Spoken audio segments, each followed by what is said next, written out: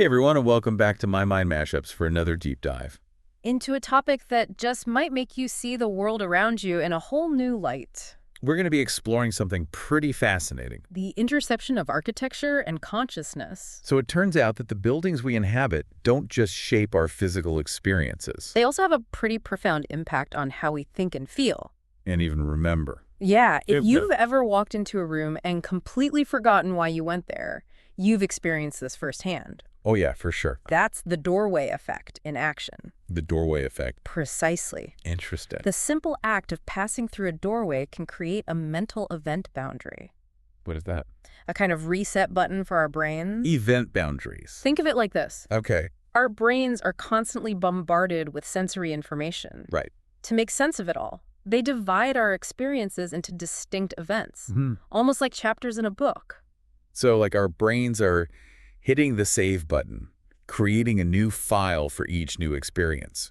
Exactly. And doorways, hallways, any kind of spatial transition can trigger the creation of these event boundaries. I see. Think about it. Okay. When you walk through a doorway, your visual field changes, your surroundings shift. Even the sounds and smells might be different. Makes sense. Your brain picks up on these cues and goes, okay, something new is happening here. Time to start a new chapter. So what if architects have been tapping into this brain quirk for centuries, using thresholds to shape not just our movements, but our very consciousness? It's a fascinating possibility. Yeah. And the evidence suggests that ancient architects perhaps intuitively understood the power of thresholds to influence our mental states. Give us some examples. Let's start with ancient Egypt. Okay. They had these fascinating architectural features called false doors. False doors. Now, these weren't doors you could actually walk through. Wait, a door you can't use. What was the point of that? Well, for the ancient Egyptians, these false doors served as symbolic portals for the Ka, or soul, to pass between the world of the living and the dead. Oh, wow. So they were literally building thresholds between realms. They believed that the soul could use these doors to travel back and forth, connecting with the afterlife. That's some serious commitment to the afterlife. It speaks volumes about their worldview and their belief in the continued existence of the soul. For sure. They weren't just building tombs, they were creating intricate pathways for the soul's journey.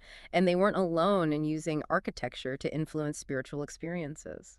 What other ancient cultures were masters of the mind-space connection? Let's journey to ancient Greece and Rome, where temples were designed to evoke a sense of awe and reverence.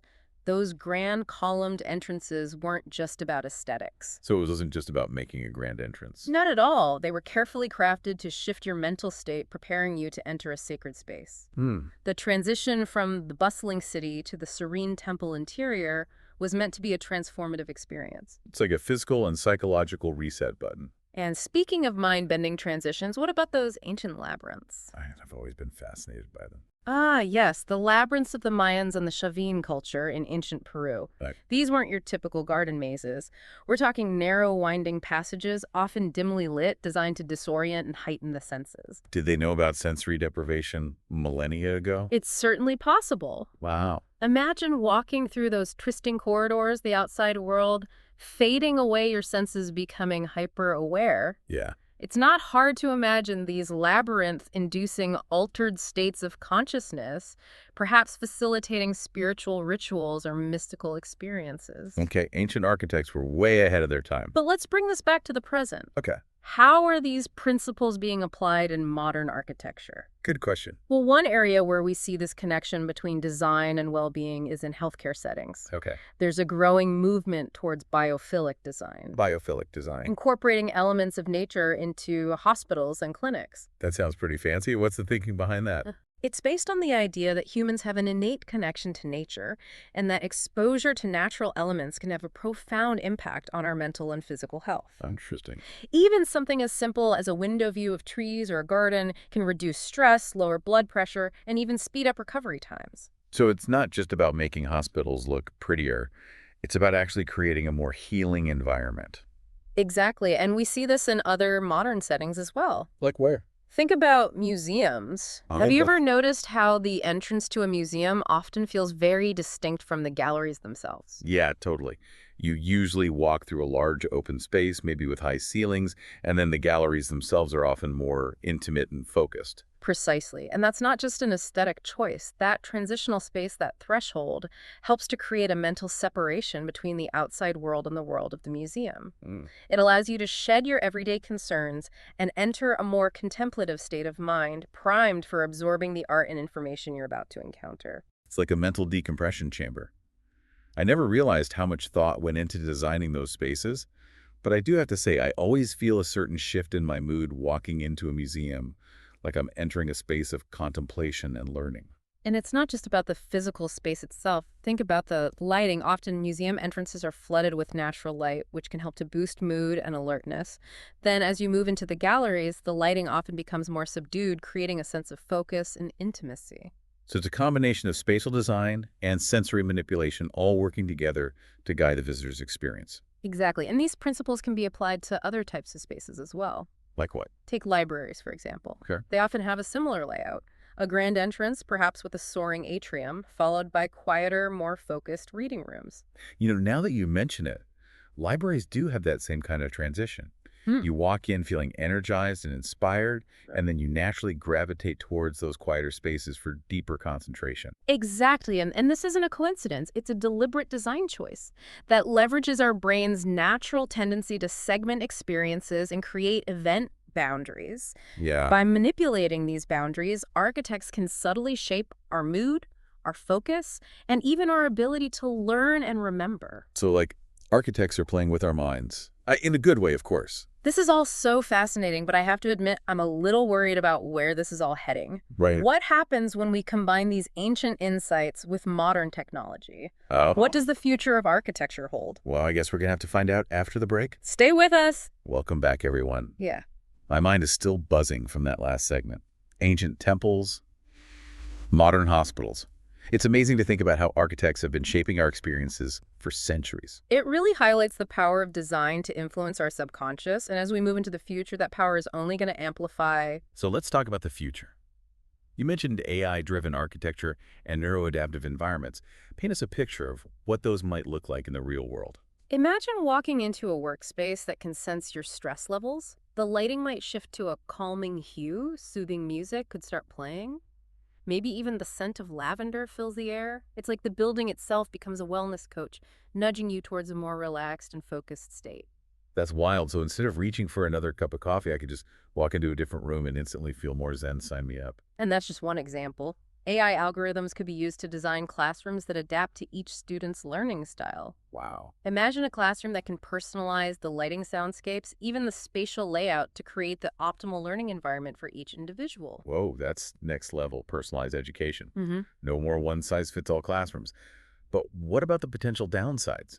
I mean, a building that can read my emotions and manipulate my environment, doesn't that sound a little creepy? It's a valid concern. As with any powerful technology, there's always the potential for misuse. That's why it's crucial that we have open discussions about the ethical implications of neuroarchitecture and establish guidelines to ensure that these technologies are used responsibly.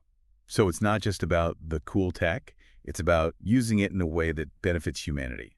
Exactly. The goal isn't to create mind-controlled robots, but to empower individuals to reach their full potential.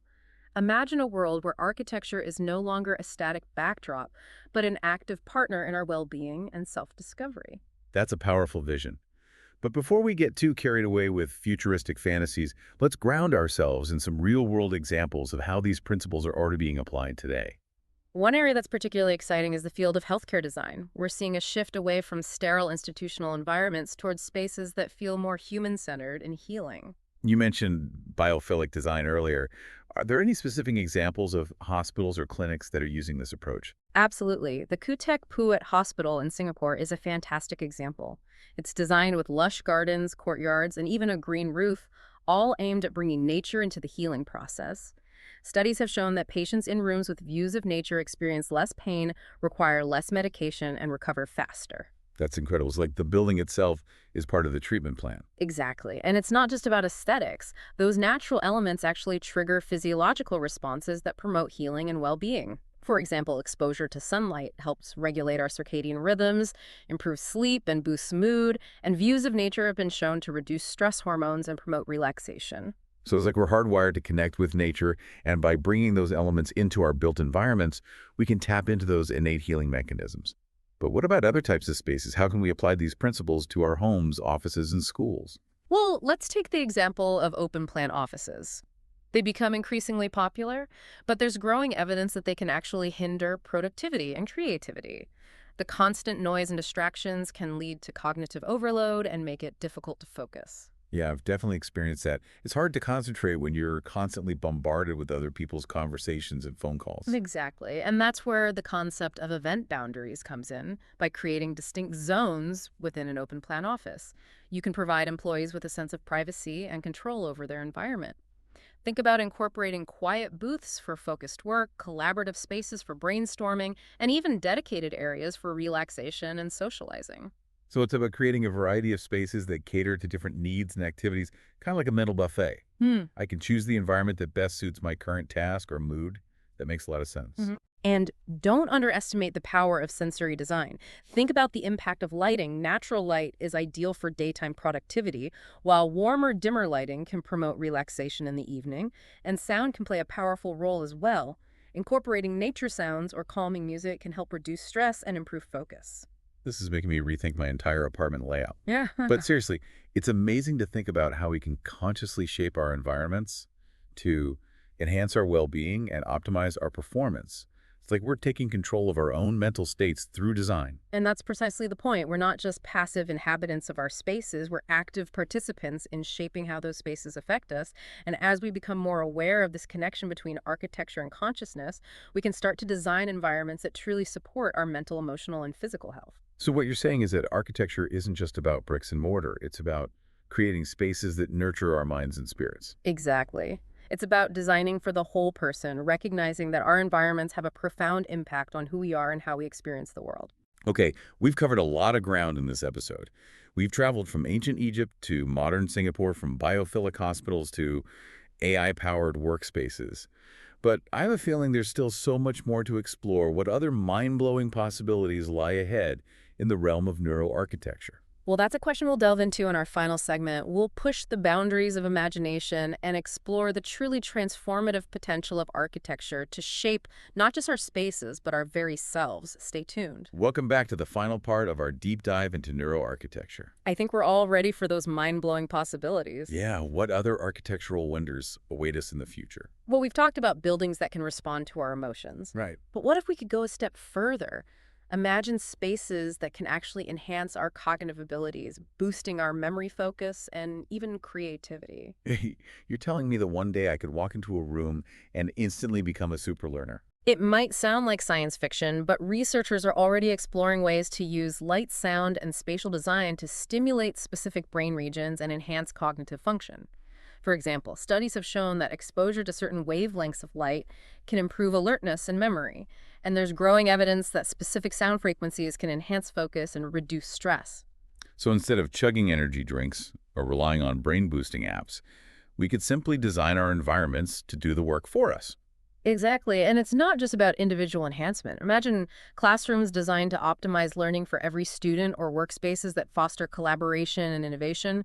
We could even create therapeutic environments to help people with cognitive impairments or mental health conditions. This is truly mind-expanding, but I have to ask, where do we draw the line? At what point does architecture become too influential, too manipulative of our inner worlds? That's a crucial question. As with any powerful tool, there's always the potential for misuse. That's why it's essential that we approach neuroarchitecture with a sense of responsibility and ethics, ensuring that it's used to empower individuals and enhance our collective well-being. So it's not just about the technology itself, it's about how we choose to use it. Precisely. We need to have open conversations about the potential implications of neuroarchitecture and establish guidelines to ensure its ethical development and application.